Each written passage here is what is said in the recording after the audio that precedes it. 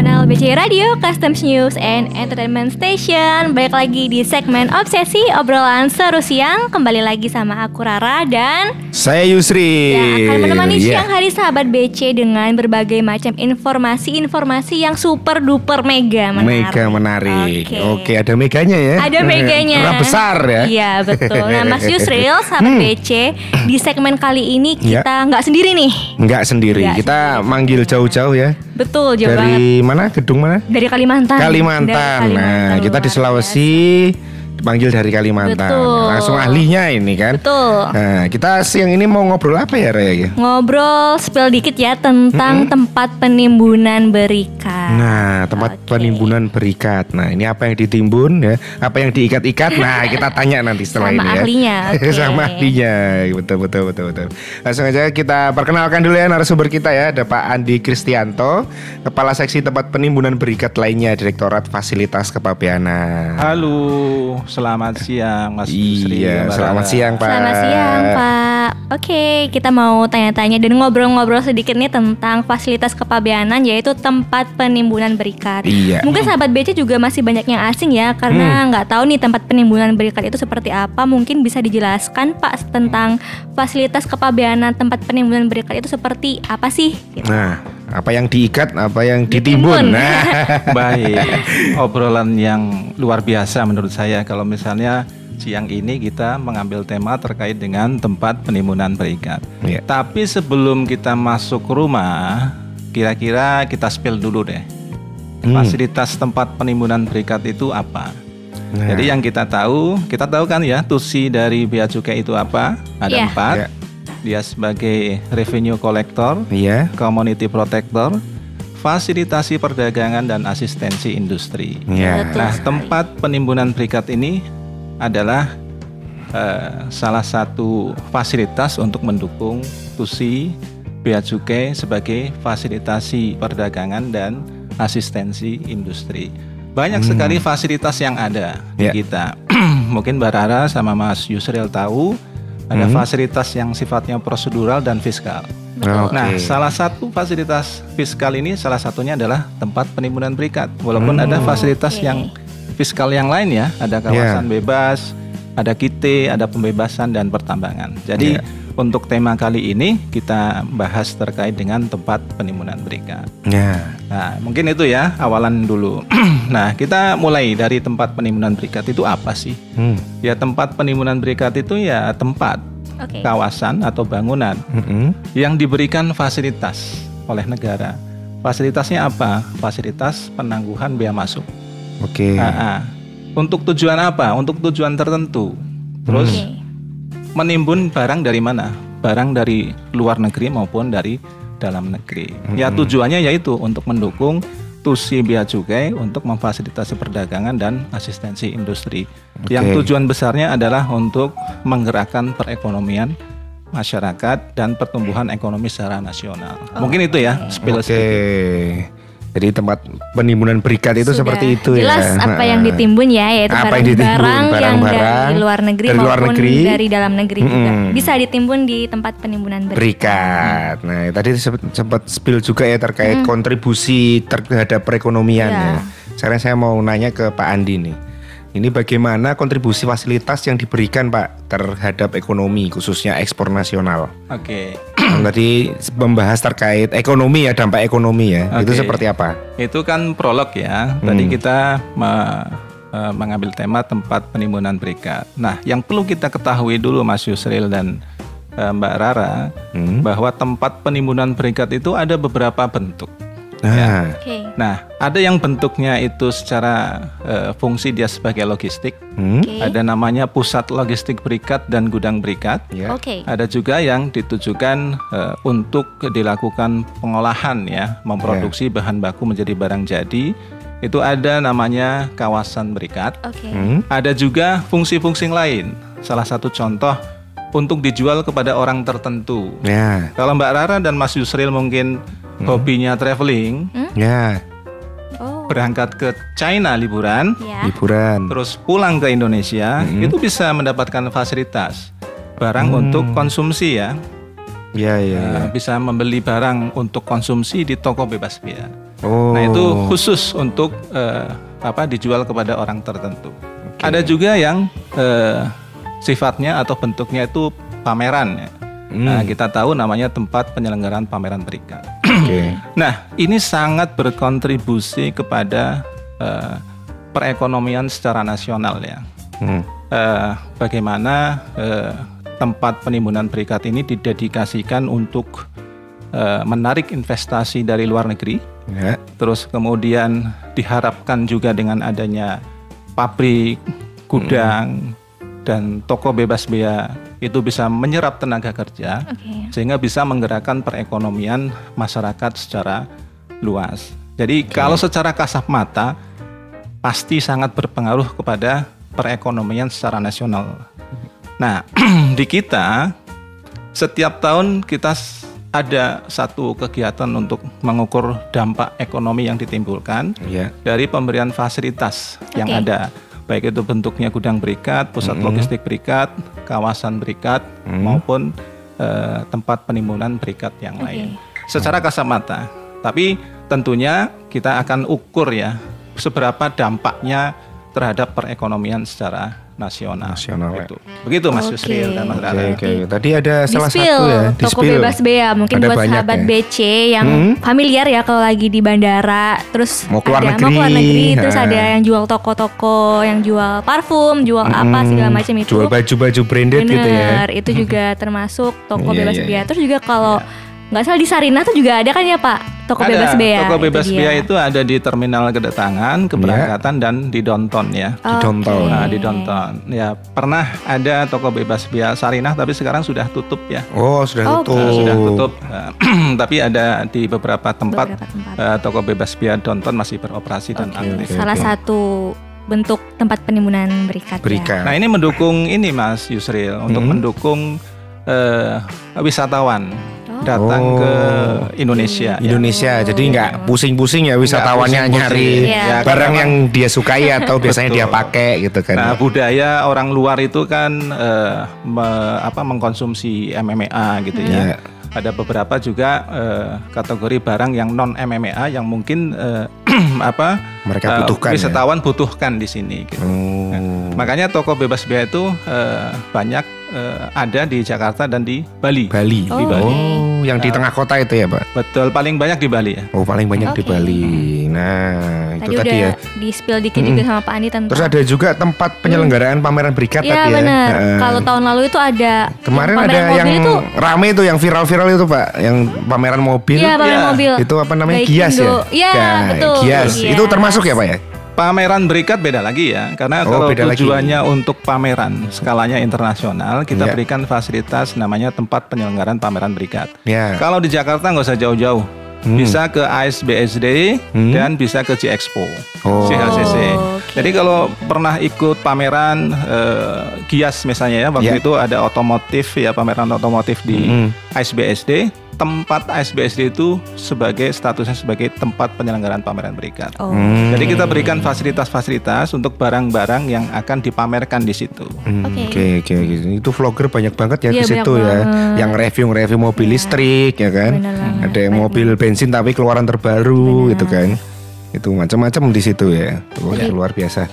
Udah di-spill ya sama Pak Andi kalau TPB ini juga ada kontribusinya sama peningkatan investasi ya, karena ada beberapa fasilitas yang diberikan gitu. Nah, kok bisa sih fasilitas ini bisa berkontribusi terhadap peningkatan investasi? Mungkin bisa dijelaskan lebih detail Pak gitu. Ya, baik. Tentunya ketika investor ya dari luar negeri maupun dari dalam negeri ingin berinvestasi, tentunya yang dilihat adalah apakah ada kemudahan yang bisa diberikan ya, seperti itu. Karena sebenarnya tempat penimbunan berikat itu awalnya dibentuk sebenarnya didedikasikan untuk salah satunya kawasan berikat ya, didedikasikan untuk mendorong kegiatan ekspor. Ya kan, menambah devisa seperti itu. Nah, ketika investor akan menanamkan modal di sini, tentunya apa yang bisa diambil insentif atau kemudahannya untuk mendukung kegiatan itu. Nah, salah satu fasilitas yang tepat adalah tempat penimbunan berikat. Baik itu bentuknya sebagai gudang berikat, pusat logistik berikat maupun kawasan berikat. Karena gudang berikat dan pusat logistik berikat ini juga fungsinya untuk mendekatkan distribusi bahan bakunya atau bahan penolongnya. Terus kemudian dari GB maupun PLB tersebut bahan baku itu diolah untuk kemudian diekspor. Nah, ini sangat menjadi daya tarik bagi investor untuk menanamkan investasinya di sini. Ketika kemudahan-kemudahan itu diberikan dalam menyelenggarakan bisnisnya mereka di sini, seperti itu. Jadi insentif-insentifnya ada ya. Penuh dengan kemudahan. Biar nanti menarik investasi atau mengembangkan ekonomi yang ada di Indonesia. Ternyata itu. Ini BTW Rara, ini banyak pertanyaan ya. Tapi nanti kita akan bacakan setelah ini ya. Jadi yang bertanya jangan kemana-mana dulu. Pasti kita bacakan nanti ya. Kita tanyakan ke Pak Andi. Dan nanti kita bacakan sama-sama ya. Betul. Tapi jangan kemana-mana ya kan. Nanti tetap ada kita sesi bertanya jawab. Oke.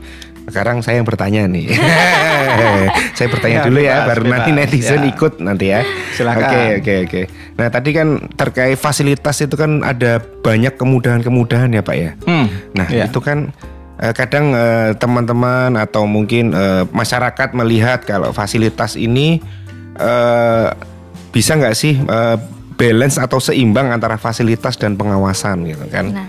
Itu kan karena ada banyak kemudahan, pasti kan pengawasannya seperti apa gitu, Pak? Kayak gitu, Pak. Ya, ini seperti policy dilema ya. Salah satu tusi kita yaitu optimalisasi penerimaan atau revenue collector.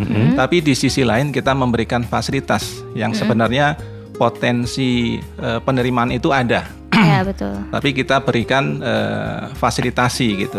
Jadi satu, kita dikejar dari sisi penerimaan memenuhi target. Tapi di satu sisi kita memberikan relaksasi atau insentif kepada orang. Gitu. Nah, ini sebenarnya adalah potensi penerimaan yang harusnya masuk. Tapi kita berikan dengan tujuan apa? Dengan tujuan yang lebih besar lagi, Mas Yusril. Yaitu tadi penyerapan tenaga kerja. Ketika tenaga kerja lokal ya digunakan untuk mendukung kegiatan industri ini, yang kami catat ya ada sekitar 2 juta 2.100.000 orang, khusus hanya untuk yang di kawasan berikat dan KITE. 2.100.000 orang. Itu tenaga kerja yang mendukung kegiatan untuk kawasan berikat dan KITE. Nah, di samping itu tujuan-tujuan lain yang lebih besar adalah devisa. Devisa ekspor dari fasilitas yang kita berikan. Khususnya apa? Khususnya kawasan berikat. Karena memang dominan ya ekspor berasal dari tempat penimbunan berikat ini berasal dari kawasan berikat. Jadi paling dominan itu, Pak. Ya, paling dominan. Jadi kalau kami mencatat di periode tahun 2024 ya secara nilai untuk ekspor dari KP dan KITE ya. Karena kita menyertakan KITE ya. Ada sekitar 95,4 miliar dolar devisa negara. Jadi kalau dirupiahkan berapa itu? Kalau 30 miliaran itu sekitar 500 triliun. Jadi mungkin 95 miliar dolar itu sekitar 1.000 triliun kali. 1.000 triliun. Itu nilai barang ekspornya. Nilainya ya, Mas Yusril. Oke. Nah, nilai barang ekspornya sekitar hampir menembus angka 1.000 triliun. Nah, itu luar biasa. Jadi dari KB dan KITE itu belum dikombinasikan dengan data-data ekspor yang mungkin non fasilitas ya. Ini hanya fasilitas saja, khususnya untuk yang kawasan berikat dan KITE. Dan tujuan-tujuan besar lain menggerakkan perekonomian, baik itu yang direct ekonomi maupun indirect. Kalau yang indirect kita pahami ketika ada satu industri berdiri, tentu akan ditopang oleh industri atau sektor-sektor ekonomi yang lain. Misalnya vendor, ada satu pabrik elektronik, terus kemudian dia membuat TV maupun perangkat elektronik, tentu ada yang mensupport ya. Tidak semuanya barangnya impor. Tapi ada yang disupport dari industri dalam negeri. Misalnya PCB-nya atau misalnya part elektroniknya. Itu yang masih direct. Yang indirect UMKM. Misalnya dalam satu industri ada ribuan pekerja. Bagaimana untuk memberikan makan ya. Ketika dalam pekerjaan tentunya kan ada konsumsi ya, makan siang atau makan malam. Kalau dia 3 shift seperti itu, tentu ada vendor yang bertanggung jawab untuk mensuplai makanan-makanan itu. Jadi memang kalau dikombinasikan, baik itu direct ekonomi maupun indirect ekonomi, itu sangat berpengaruh sekali. Dan belum lagi kita membahas yang lain ya. Mungkin kalau dengan waktu 1 jam ini kurang cukup kali ya kalau kita bahas efek yang lebih luas lagi. Jadi nanti kita request ke produser ya, nanti ada part 2-nya. Part 2. Bener banget sih, kalau dampaknya itu sangat luar biasa ya. Orang yang kerja di situ aja mencapai 2.100.000 orang ya tadi ya. Dan tadi kan ada dampak ke UMKM-nya. Itu belum ini loh, warkop yang di samping-samping kan. Tukang ojek belum. Atau bis jemputan. Nah, bis jemputan juga ada. Sudah pernah tugas di Bekasi belum? Belum. Itu kalau di kawasan pagi, sore, malam itu biasanya kalau di pintu tol itu sampai ngantri rame ya Pak. Rame kiloan gitu ya. Jadi antar jemput karyawan ya seperti itu. Ya itu nunggu bisnya tadi kan butuh ngopi ya kan. Mungkin di samping-sampingnya ada penjual kopi. Starling itu kan banyak. Jadi bisa menggerakkannya lewat situ ya. Oke, jadi tadi polisi dilema itu kayak semacam tarik ulur ya, karena kita memberikan fasilitas juga, tapi di satu sisi juga harus seimbang sama proses pengawasannya. Ya memang ada benefit yang bisa kita ambil ya. Seharusnya fasilitas itu bisa menjadi potensi penerimaan, tapi kita berikan insentif, ternyata ada benefit yang lebih besar lagi. Jadi investasi lah ibarat kata ya. Tapi memang harus kita jagain ya, karena mau nggak mau Rp1 dari fasilitas yang kita berikan ini adalah berkaitan dengan keuangan negara ya. Itu dia. Dan penerima fasilitas biasanya ada tulisannya ya Pak ya di depan pabriknya ya. Iya betul. Nah dan pasti penjagaannya juga sangat ketat ya kalau mau masuk pabrik gitu-gitu ya. Oke, tadi ngomongin soal penjagaan ya. Nah otomatis ada dong resiko terkait pemberian fasilitas kepabeanan. Nah, resiko dari pemberian fasilitas kepabeanan khususnya TPB ini apa sih Pak? Resikonya kalau boleh jelaskan. Kalau kita bicara sesuatu tentu pasti ada resikonya. Kita berangkat dari rumah ke kantor pun ada resikonya kan? Resiko tertabrak, resiko ditilang gitu. Tapi kalau kita dari awal berhati-hati gitu kan, dalam perjalanan insya Allah sampai tujuan dengan selamat. Sama seperti dengan tempat penimbunan berikat ini. Karena ini berkaitan juga dengan keuangan negara, tentunya kita harus memastikan bahwa ini tidak disalahgunakan. Ini tidak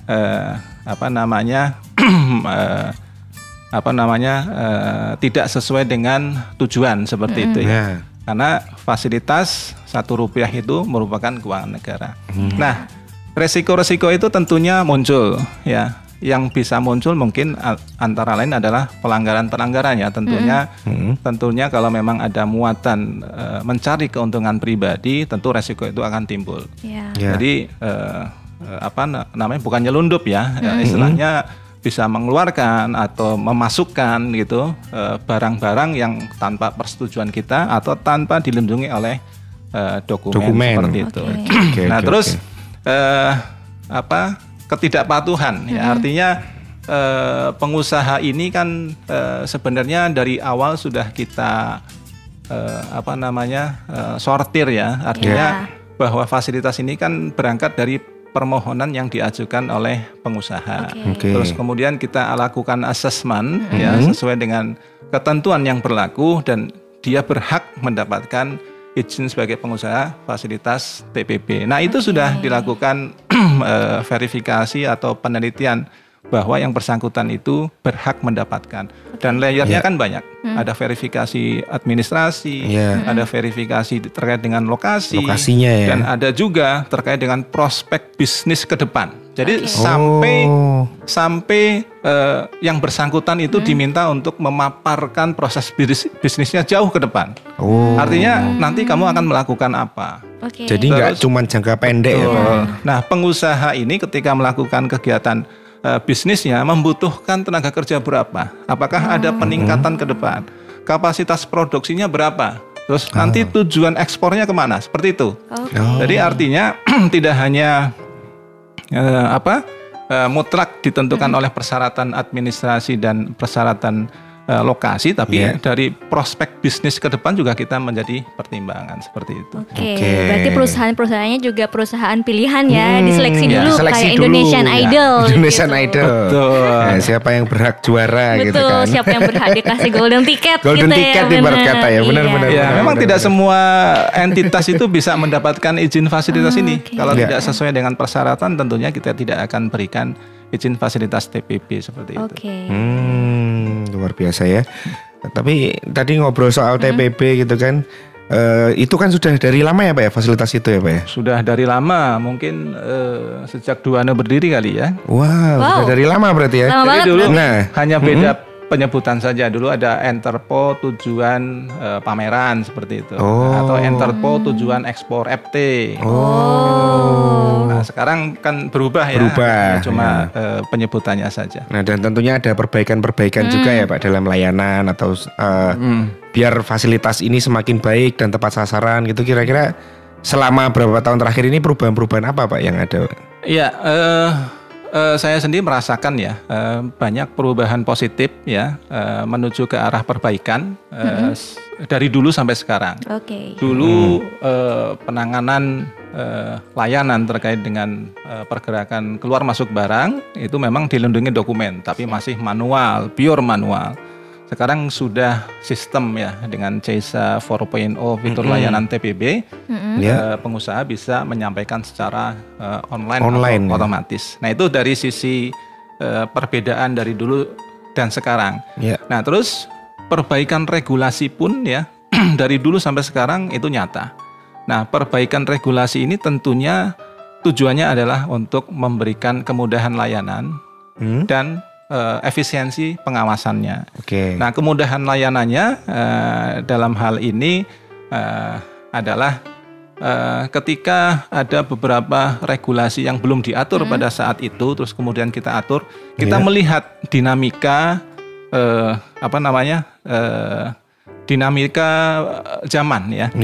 Dulu, sekarang mungkin proses bisnis perusahaan dulu tidak ada, sekarang ada. Tentunya kita harus bisa beradaptasi dengan dinamika itu. Nah, perubahan-perubahan regulasi ini terus dilakukan untuk mencapai tujuan itu, memberikan kemudahan pelayanan dan efisiensi pelayanan. Nah, dulu belum ada monitoring dan evaluasi, sekarang sudah ada.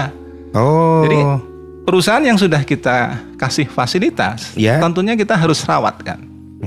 Kita harus kita harus monitoring, evaluasi. Sama seperti di SPBU, Mas. Di SPBU itu kan selalu ditera kan. Setiap beberapa periode sekali ditera. Siapa tahu yang 1 liter hitungannya udah 0,8 liter atau setengah liter beda, ditera lagi jadi 1 liter. Ini untuk memastikan bahwa yang bersangkutan itu patuh, kita harus monef. Monef itu ada monitoring yang periodik, ada yang sewaktu-waktu seperti itu. Jadi kita memastikan bahwa yang bersangkutan patuh. Kalau tidak patuh gimana? Ya, kalau tidak patuh kita berikan sanksi. Bisa sampai dengan pencabutan kalau tidak patuh seperti itu. Jadi ini marwahnya tetap terjaga ya. Jadi fasilitas itu memang benar-benar diberikan kepada entitas yang patuh seperti itu. Pada entitas yang patuh. Kalau nggak patuh ya berarti disikat. Disikat. Sama kayak audisi Indonesian Idol tadi. Kalau ada yang nggak sesuai sama dia lolos nih dapat golden ticket. Ternyata pas perjalanan nggak sesuai, dieliminasi. Oh iya mirip ya Indonesian Idol ya. Nah, untuk Monef sendiri Pak, untuk pengawasan dan bentuk Monef di tempat penimbunan berikat sendiri itu sebenarnya menurut Pak Andi ini sudah optimal atau belum? Nah, kalau misalnya belum optimal, seharusnya gimana sih bentuk Monef yang ideal gitu? Monef sendiri itu dilakukan tujuannya untuk memastikan bahwa yang bersangkutan patuh. Nah, kita sudah mempunyai regulasi terkait dengan monitoring dan evaluasi di TPB. Tapi memang tentunya kita terus improve, continuous improvement ya. Jadi selalu menyempurnakan ya, karena memang bukan tanpa kelemahan ya. Ketika kelemahan itu ada, kita selalu akan sempurnakan. Nah, Monef yang kita implementasikan ya dengan regulasi yang ada saat ini itu menurut saya sudah berlapis ya, Mas Yusril. Ada monitoring umum ya, ini khusus untuk yang tempat penimbunan berikat. Ada monitoring khusus. Monitoring umum dilakukan secara periodik.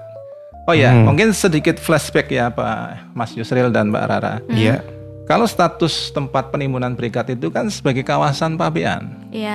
Dan kawasan pabean itu pengawasan sepenuhnya berada di bawah pengawasan bea cukai. Sehingga memang kalau idealnya memang TPB itu diawasi secara fisik oleh petugas. Makanya yang kita pahami kalau ada KB kenapa ditungguin sama bea cukai ya? Nah, kalau ada GB, PLB, kenapa ditungguin sama bea cukai ya? Itu sejatinya memang ya karena TPB itu kawasan pabean. Nah, kawasan pabean berada di bawah pengawasan bea sepenuhnya oleh bea cukai. Cuma yang menjadi bukan kendala ya, tapi menjadi tantangan ya. Kalau saya lebih menyebutkan ini tantangan bukan kendala ya.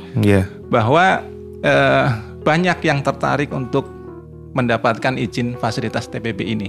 Tapi memang ketersediaan SDM kita tidak sebanding dengan penambahan TPB ya. Tentunya kita harus berinovasi. Nah, kalau misalnya orangnya cuma 10 misalnya ya, perusahaannya nambah 20, 30, 40, tentunya kita harus berinovasi. Bagaimana pengawasan ini tidak berkurang, gitu kan? Perusahaannya bisa nambah gitu. Nah, makanya kita blend ya dengan peningkatan SDM.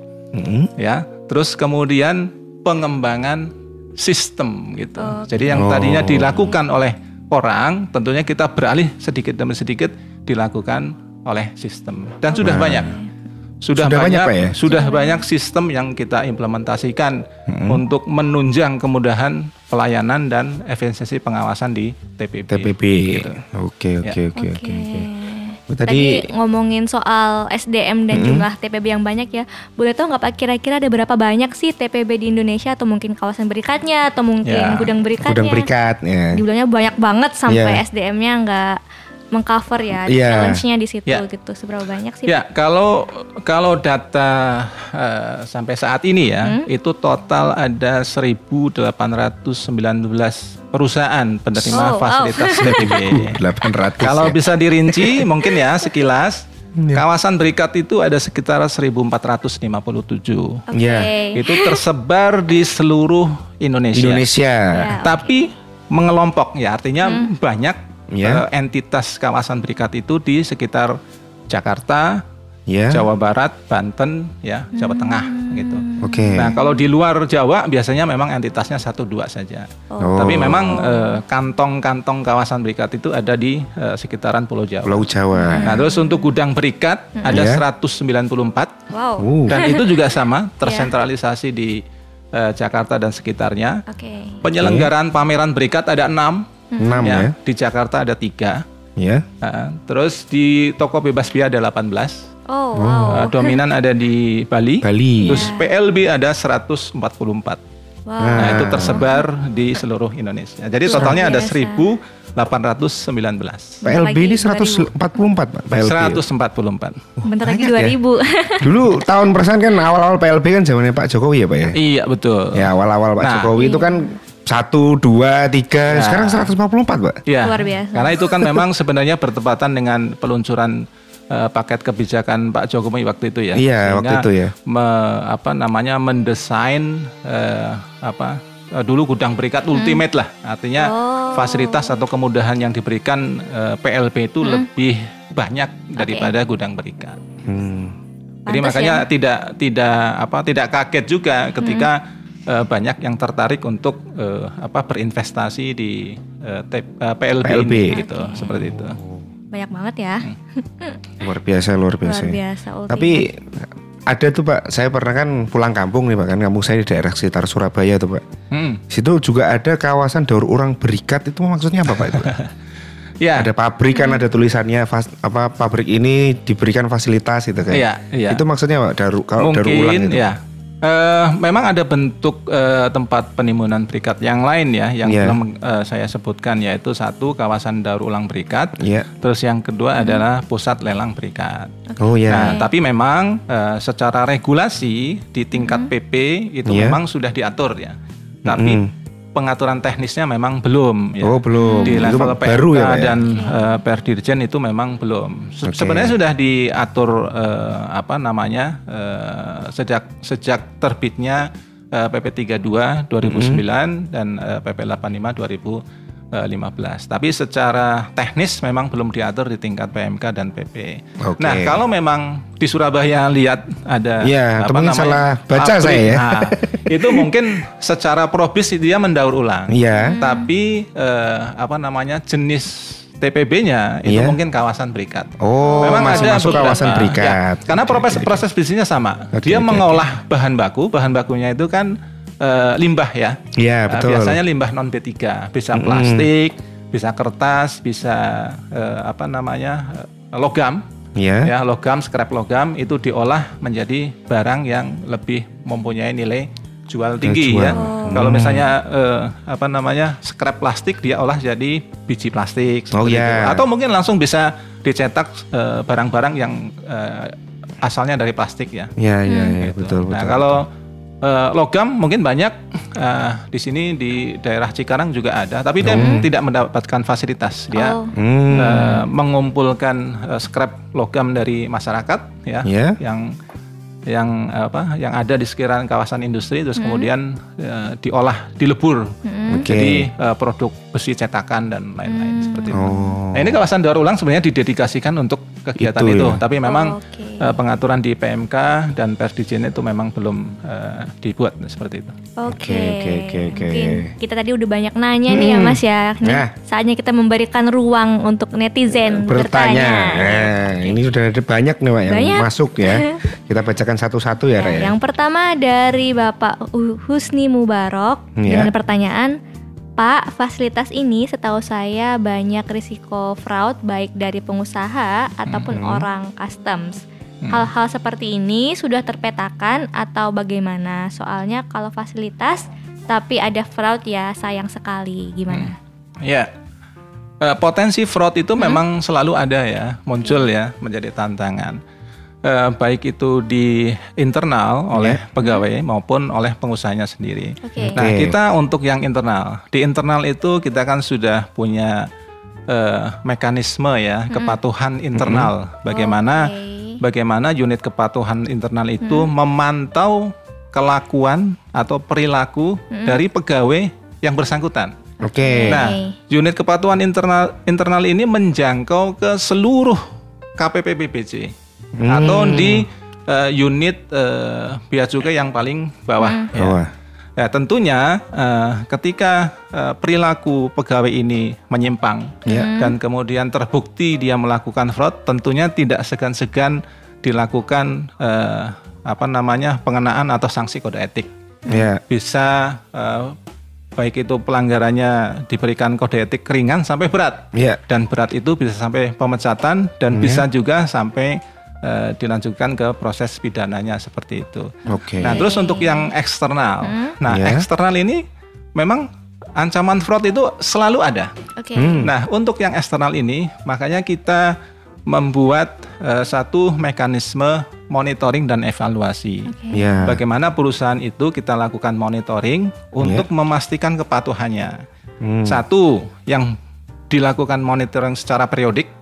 Nah, sedangkan perusahaan atau entitas TPB itu kan diawasi oleh BC. Ada yang diawasi fisik, walaupun di perusahaan tidak ada bea cukai, berdasarkan manajemen resiko tidak ditempatkan bea cukai di situ, tapi bukan hilang pengawasannya. Pengawasannya itu beralih kepada sistem yang ada. Bagaimana perusahaan itu diwajibkan harus menanyakan mendayagunakan IT inventory yang bisa kita akses itu bisa menjadikan salah satu tools untuk kita lakukan pengawasan. Bagaimana perusahaan itu diwajibkan untuk mendayagunakan CCTV, itu kita bisa lihat ya, bisa menjadi mata kita untuk kita lakukan pengawasan ke perusahaan yang bersangkutan. Nah, ada juga unit intelijen, unit pengawasan kita yang selalu ready, standby, melakukan analisis apakah ini ada data-data anomali dan sebagainya, terus kemudian bisa dilakukan tindak lanjut untuk penelitian lebih mendalam. Dan ada juga monitoring dan evaluasi yang sifatnya monitoring khusus ya, berdasarkan informasi yang bisa kita pertimbangkan untuk kita lakukan kegiatan monitoring kepada perusahaan yang bersangkutan. Jadi dengan adanya dua mekanisme ini, kita bisa ngawasi pegawainya dan kita juga bisa ngawasi perusahaannya. Insya Allah kalau misalnya ada tindakan fraud, bisa kita ketahui dan bisa kita tindak lanjuti. Jadi resiko fraud itu tetap ada. Cuma untuk memitigasi resikonya tadi dibuat skema yang sangat, menurut saya sangat itu ya. Sangat kompleks dan detail ya. Sampai ada IT inventory, sampai ada CCTV, segala hantu kayaknya bisa dilihat juga gitu ya di pergerakan hantu juga ya termasuk. Bener. Oke. Ini juga ada pertanyaan lagi dari Kak Rio OTF. Bedanya kawasan sama gudang berikat apa Kak? Apa cuma bentuk fisiknya atau ada beda layanannya Kak? Kawasan berikat ya maksudnya. Ya, tapi sebelumnya alhamdulillah kita dipanggil Kak, Pak. Masih muda kita ya, alhamdulillah. Biasa muda ya. Iya. Gimana Pak? Lanjut Pak. Baik, bedanya kawasan berikat dan gudang berikat. Ini kita kesamaannya dulu ya. Sama-sama mendapatkan fasilitas penangguhan bea masuk. Nah, bedanya adalah gudang berikat itu ditujukan untuk kegiatan logistik. Ya, akhirnya artinya dia hanya untuk menimbun barang impor. Nah, terus kemudian pengeluarannya bagaimana? Pengeluarannya itu bisa keluar negeri ya. Itu statusnya bisa jadi gudang berikat transit ya, atau gudang berikat untuk support industri ya, yang ada di dalam negeri, atau gudang berikat untuk nanti barangnya didistribusikan ke toko bebas bea untuk dijual kepada orang tertentu itu. Jadi sifatnya gudang berikat itu dia hanya logistik. Jadi menimbun barang terus dan mengeluarkan barang. Contoh, misalnya impor spare part kendaraan bermotor. Nah, dia menimbun ya spare part kendaraan bermotor itu di gudang berikat. Terus kemudian dia distribusikan. Jadi tidak ada pengolahan di situ. Nah, kalau kawasan berikat, dia ada kegiatan pengolahannya di situ. Contoh, bahan bakunya spare part kendaraan bermotor. Nah, ketika kawasan berikat itu proses bisnisnya adalah membuat kendaraan bermotor, yaitu dirakit atau diolah, diproses, nanti barang jadinya menjadi kendaraan bermotor seperti itu. Itu bedanya antara gudang berikat dan kawasan berikat. Kalau insentifnya sama, penangguhan bea masuk, percepatan layanan, proses pengeluaran dari kawasan pabean, dan ada beberapa atau secara tanda kutip itu masih belum berlaku ketentuan lartasnya.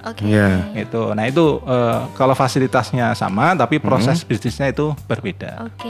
Berarti bedanya itu ya. Nah, bedanya itu kalau kawasan berikat itu ada pengolahannya ya Pak ya? Iya, ada pengolahannya.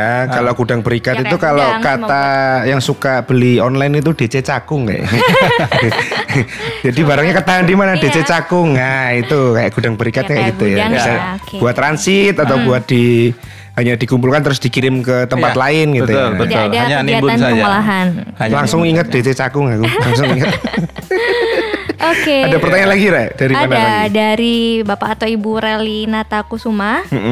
Ini Pak, tapi sisi mana yang lebih dominan untuk TPB ini, fasilitas atau pengawasannya? Soalnya kayaknya dua hal ini bertolak belakang dan di lapangan sering banget pengawasannya kenceng, lebih dominan malah dari sisi fasilitasnya juga. Jadi mohon pencerahannya terkait pengawasan dan pemberian fasilitas gitu Pak. Ya, tadi yang saya sampaikan di awal, policy dilema, dan ini memang harus berjalan beriringan.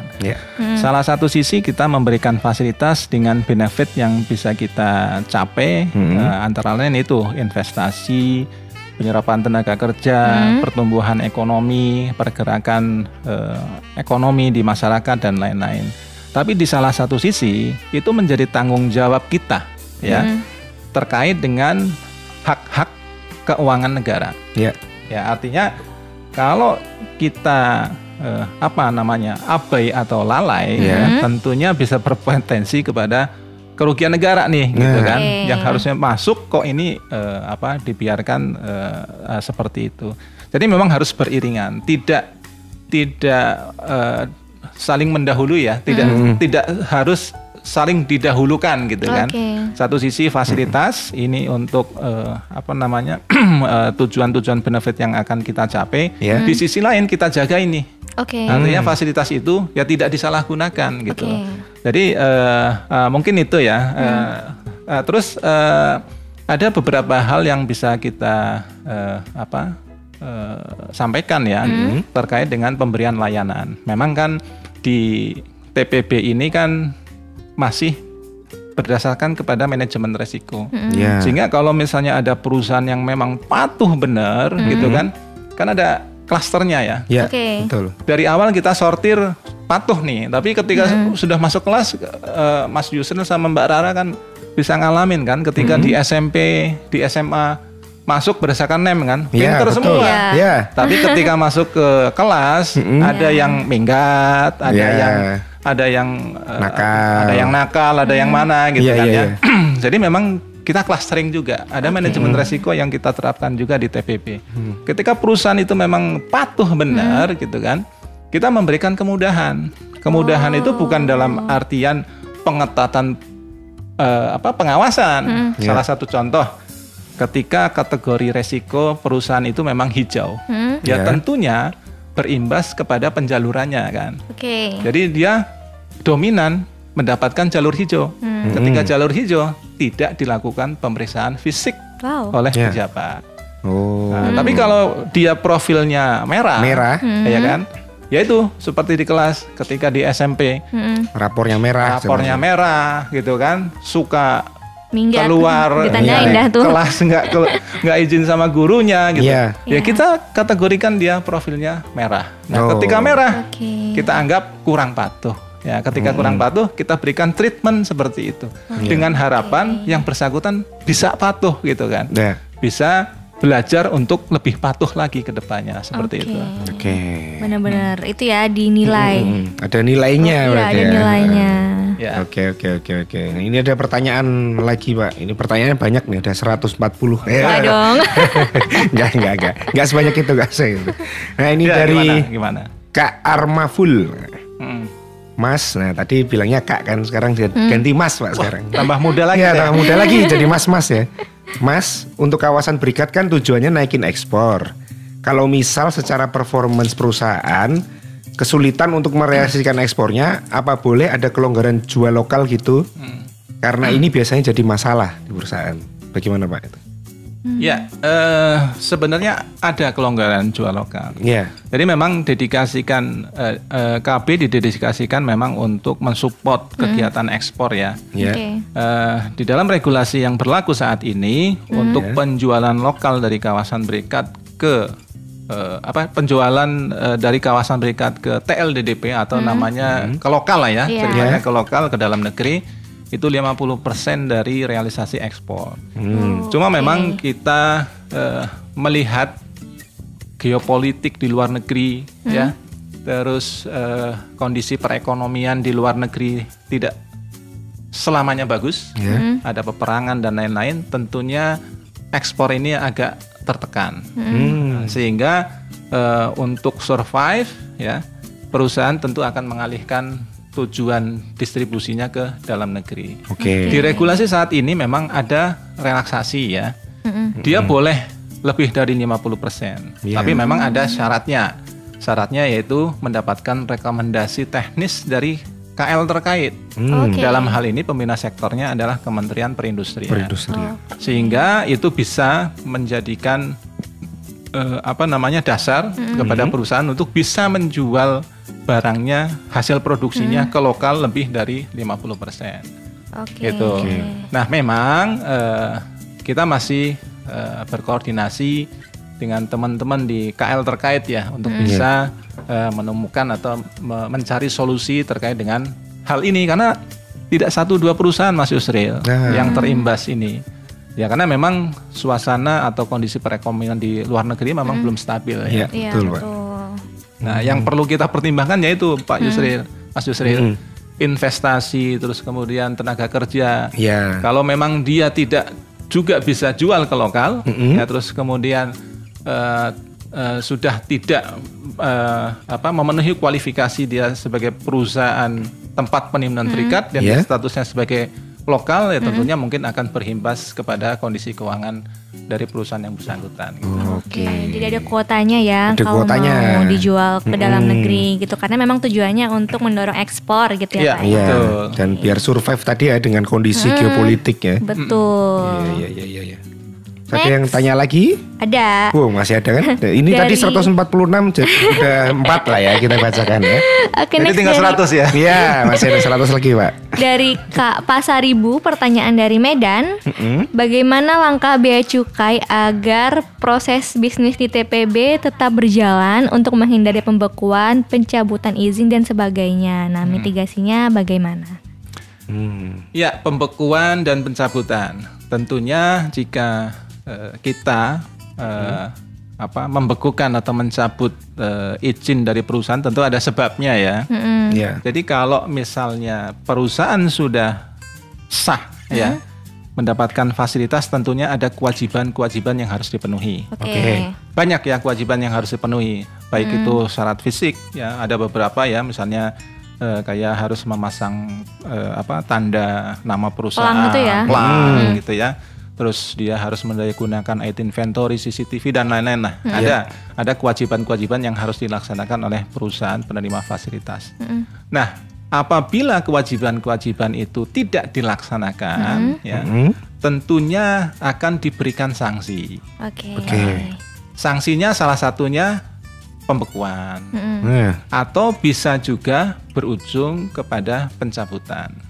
Nah, ya tentunya bagaimana cara untuk menghindari pembekuan dan pencabutan ini? Tentunya kewajiban itu harus dilaksanakan terlebih dahulu dengan baik, sehingga pasti sanksi pembekuan dan pencabutan ini tidak akan terjadi. Gitu. Berarti nggak langsung dicabut ya? Ya. Berarti ada di pembekuan dulu, baru dicabut. Dan kalaupun dia ada satu hal yang bisa menjadikan pembekuan, tentu akan dikonfirmasi dulu lah.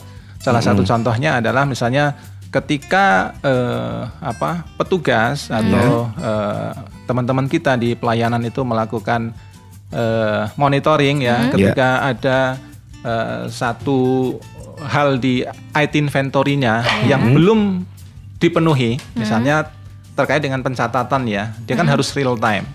Nah, ketika dicek sama teman-teman di lapangan bahwa ini tidak real time, itu harus diselesaikan dulu lah. Nah, harus diselesaikan dulu. Ada peringatannya lah. Ketika ada peringatan, terus kemudian sudah diperingati tetap masih seperti itu, mungkin bisa berujung kepada pembekuan. Tapi tentunya kalau ada hal-hal yang berkaitan dengan administrasi, tentunya akan diperingatkan oleh teman-teman di KPPBC terlebih dahulu. Tidak langsung dibekukan. Serta-merta nggak patuh langsung dibekuin. Langsung besoknya dibekuin ya, nggak gitu ya. Ada konfirmasi lagi. Next, pertanyaan ke-90 kali ini. Nah, pertanyaan ke-90 ada dari Kak Rianti _Alhaq.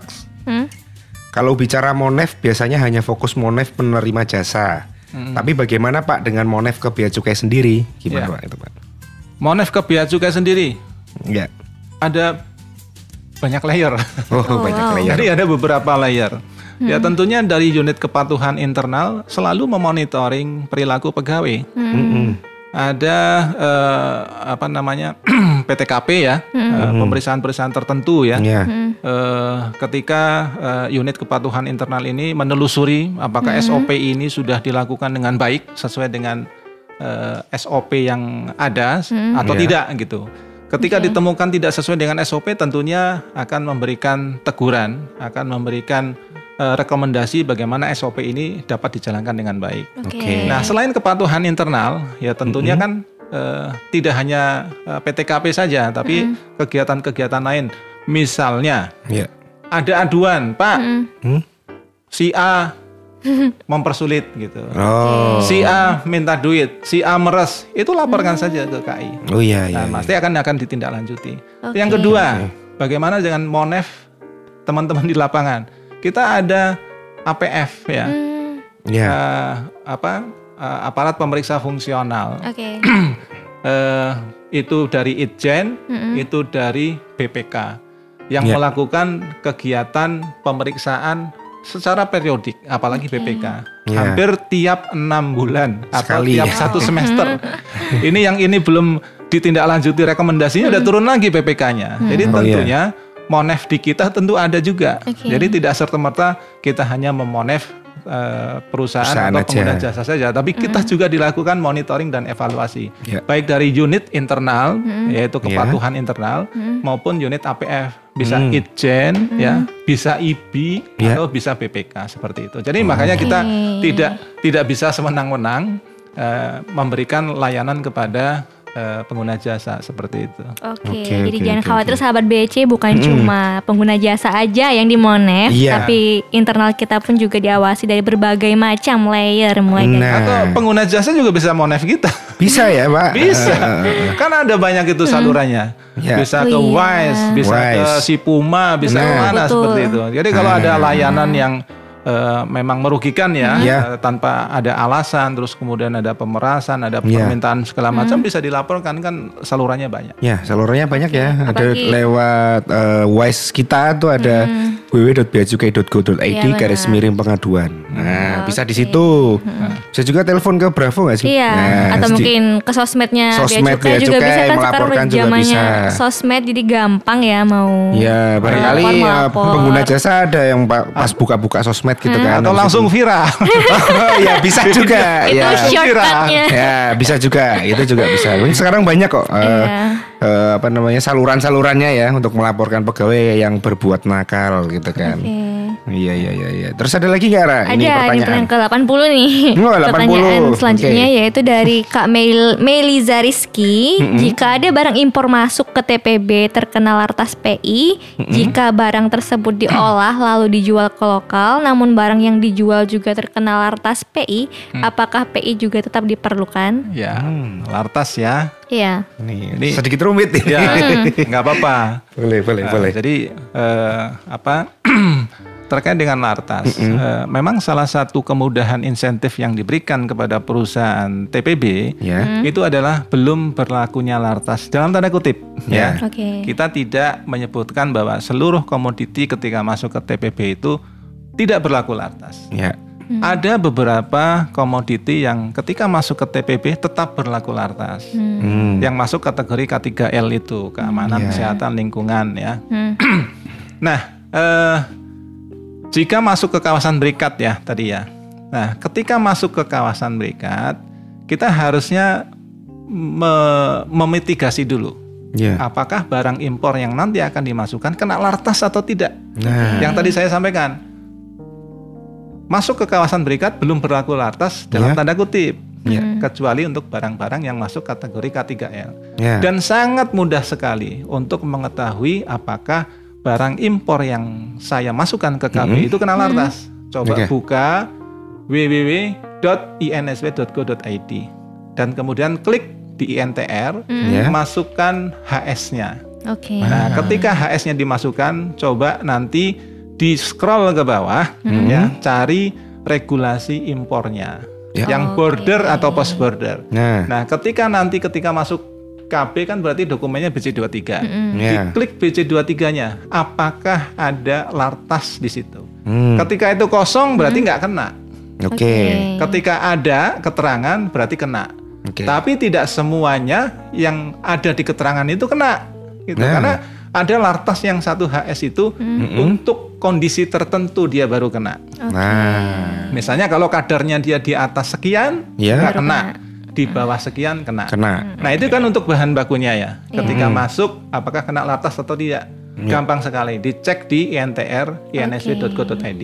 Nah, ketika barang itu diproses menjadi barang jadi, kemudian barang tersebut dikeluarkan ke lokal, tentunya kan berlaku lartas ya. Tapi secara regulasi barang hasil produksi ini dikecualikan dari lartas.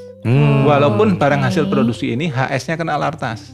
Oke. Kalau dia barang hasil produksi dikecualikan dari lartas. Tapi kalau barangnya bukan hasil produksi, misalnya masuk bahan baku kain, Ya. tidak diolah, Ya, lewat sudah aja dia. off to date, artinya produk ini sudah tidak diproduksi. Kan bahan bakunya tidak terpakai tuh. Ya. Dead stock atau stok yang sudah lama. Ya. Mau dikeluarkan ke lokal. Bahannya kan tidak berubah kan. Nah, itu baru kena lartas. Gitu. Jadi masuknya HS-nya sama, kena lartas.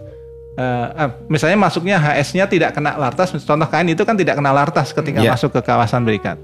Tapi dikeluarkan di BC 25 kena lartas, baru itu kena lartas. Jadi itu perlakuan lartas di kawasan berikat. Oke, semoga menjawab ya dari Semoga pertanyaan menjawab, ya, Kak itu. Meliza Rizky. Meliza Rizky. Ini ada pertanyaan terakhir juga dari Kak Surya. Nah, ada lagi terakhir nih terkait ini Pak, apa bedanya KEK dan kawasan berikat? Nah, itu sama-sama kawasannya Pak. Apa bedanya Pak? Iya, KEK dan kawasan berikat ya tentunya beda ya. Kalau KEK itu kan ada Dewan Nasional KEK ya. Iya. Jadi kan dia memang penetapan sebagai KEK dengan PP ya, Iya, Rara betul, ya, dengan PP. PP. Sedangkan penetapan dia sebagai kawasan berikat atau tempat penimbunan berikat itu dengan Menteri Keuangan Oke. yang didelegasikan kepada kantor wilayah yang membawahi. Ya. Nah, kalau di KEK itu kan tematik juga ya. Betul. Ya. Di KEK itu di Bali misalnya kan dia pariwisata, ada kesehatan. Terus misalnya di Lido itu KEK apa Rara? Pariwisata juga. Pariwisata juga. Terus ada juga yang memang khusus industri. Iya. Jadi dia tematik. Dan penerbitan penetapan kawasannya sebagai KEK itu oleh presiden ya melalui PP. Nah, untuk yang TPB dia tematiknya berdasarkan bentuk. Oke. Jadi dia GB misalnya kan dia hanya nimbun saja. Dia KB ya dia melakukan proses pengolahan. Atau dia toko bebas bea, dia kan hanya jual kepada orang. Ya tentunya beda. Tapi fasilitasnya hampir mirip. Cuma lebih banyak fasilitas yang diterima di KEK. Di KEK itu ada juga tax holiday ya. Jadi PPh tidak dipungut dalam jangka waktu sekian tahun berdasarkan nilai investasi yang ditanamkan di situ. Kok malah Rara lebih paham terkait dengan KEK ya. Ya, subditnya Pak ya. Ya mungkin itu ya. Bedanya itu. Nah, kalau kesamaannya ya sama-sama dapat fasilitas gitu kan. Baik itu lartasnya juga mungkin ya, lartasnya maupun fiskalnya gitu. Gitu.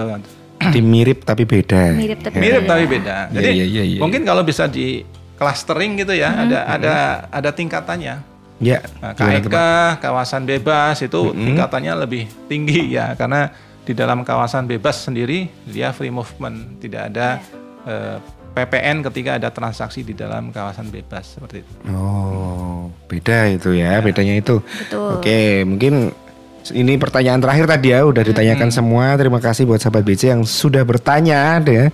Ada 100 berapa pertanyaan tapi kita tidak bisa membaca satu persatu ya. Oke. Nah, terakhir nih Pak, pertanyaan dari saya kalau ini. Season tanya mulu kapan saya nanyanya ya. Terakhir nih. Nah, pernah nggak sih Pak ada case unik atau menarik lah terkait fasilitas TPB ini? Case dalam artian apa nih? Apakah proses atau mungkin seperti apa? Proses bisnisnya TPB kan banyak ya Pak ya, atau mungkin ada proses bisnis yang unik yang nggak pernah kita ketahui sebelumnya, kayak misalnya mungkin tekstil atau CPO kan udah sering kita dengar ya. Yang probis yang unik gitu. Probis yang unik. Pernah ada nggak Pak? Ya, sebenarnya sih banyak ya. Cuma tentunya keunikan ini artinya dinamika yang terus berjalan ya. Baik dari itu perkembangan teknologi, perkembangan perdagangan, transaksi perdagangan dan lain-lain. Ya tentunya banyak hal yang sudah dilakukan perbaikan baik itu dari regulasi maupun dari sistem yaitu untuk mengakomodir terkait dengan perubahan-perubahan itu. Tentunya kita harus menyesuaikan proses bisnis yang ada. Ya banyak sih sebenarnya, banyak hal-hal baru yang muncul ya dalam proses bisnis di TPB, baik itu logistik maupun proses pengolahan. Di logistik salah satu contoh misalnya, kenapa muncul PLB, gitu kan? Di GB itu tadinya hanya didedikasikan untuk mensupport industri di dalam negeri. Nah di GB itu hanya didedikasikan untuk stocking ya, artinya beli putus jual putus. Jadi beli stok aja, nanti ketika ada yang beli baru dikeluarkan. Dan itu milik dia ya.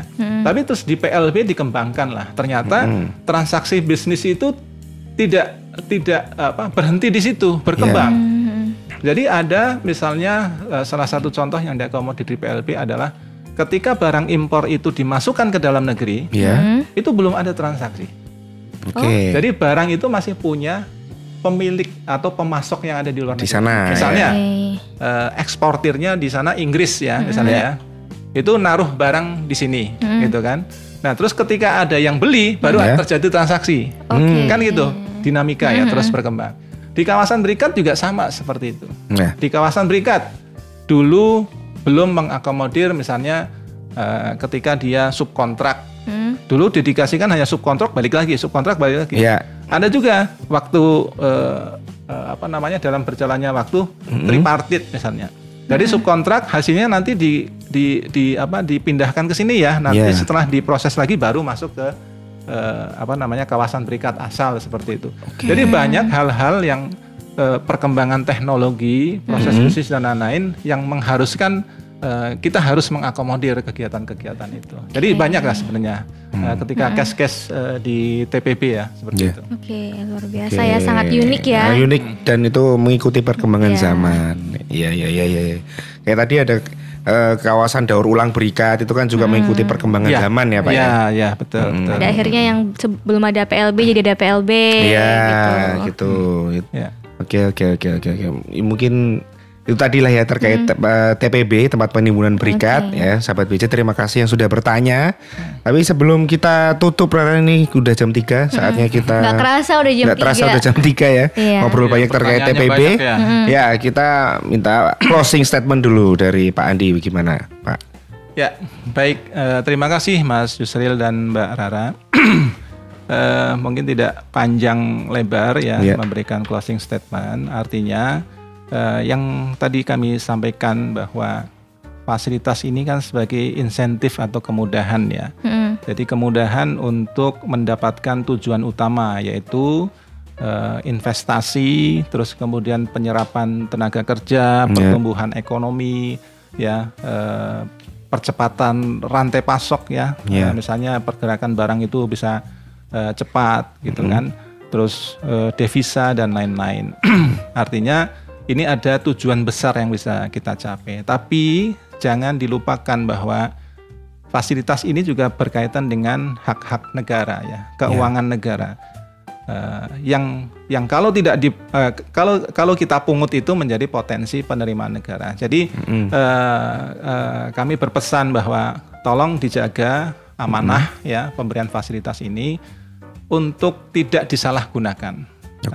Mari kita sama-sama gapai tujuan besar kita untuk menuju Indonesia yang sejahtera ya. Artinya kalau misalnya tenaga kerja banyak yang terserap, tentunya kan akan menaikkan daya beli masyarakat seperti itu. Terus menghidupkan perekonomian di sekitar perusahaan penerima fasilitas biar lebih hidup dan lain-lain. Jadi kami mohon juga agar kita bisa menjaga amanah ini dan teman-teman di lapangan juga tetap semangat untuk memberikan asistensi, memberikan bimbingan kepada teman-teman pengguna jasa, baik itu perusahaan penerima fasilitas TPB. Mudah-mudahan dengan memberikan fasilitas TPB ini bisa menyumbang atau berkontribusi positif kepada pertumbuhan ekonomi secara nasional. Mungkin Amin. itu Mas Yusril dan Mbak Rara yang bisa kami sampaikan. Iya, baik. Terima luar biasa. kasih kami ucapkan kepada Pak Andi yang telah bersedia untuk kita ajak ngobrol di sesi obsesi pada siang hari ini. Jangan lupa sahabat BC, besok masih ada beberapa program menarik ya. Bener, masih ada obsesi-obsesi seru lainnya. Seru lainnya siang hari, pagi ada inspirasi pagi, ada juga jam rawan ya. Ada juga jam rawan. Jam Kopinya belum habis padahal nih. Ya, kopinya belum habis. Nanti kita habiskan setelah off air ya. Jangan lupa pantengin terus obsesi-obsesi lainnya. Ya, obsesi lainnya jam 1:30 sampai jam 3. 4. Nah, 4 ya, jam 4. Ya. Oke, sahabat BC ya, saya Yusril pamit dulu diri. Saya Rara pamit undur diri. Oke, saya Andi Kristianto pamit mundur diri. Ya, have a nice day, see you sahabat BC. Ya, makasih.